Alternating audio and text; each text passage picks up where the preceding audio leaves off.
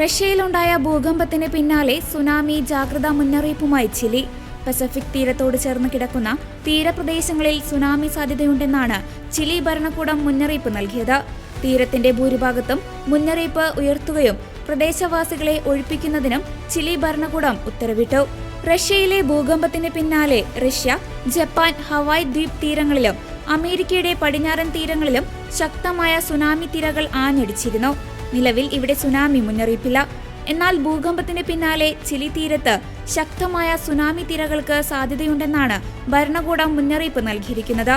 2025 July 30 റഷ്യയിലെ Kamchatka ഉപദ്വീപിൽ രേഖപ്പെടുത്തിയ 8.8 തീവ്രതയുള്ള ഭൂകമ്പം പസഫിക് മേഖലയാകെ പ്രകമ്പനം കൊള്ളിച്ചിരുന്നു. പെട്രോപ്ലാവോസ് കാംചത്സ്കി നഗരത്തിൽ നിന്ന് 119 കിലോമീറ്റർ അകലെ പസഫിക് സമുദ്രത്തിൽ 19.3 കിലോമീറ്റർ ആഴത്തിലായിരുന്നു പ്രഭവ കേന്ദ്രമെന്ന് US ജിയോളജിക്കൽ സർവേ അറിയിച്ചു.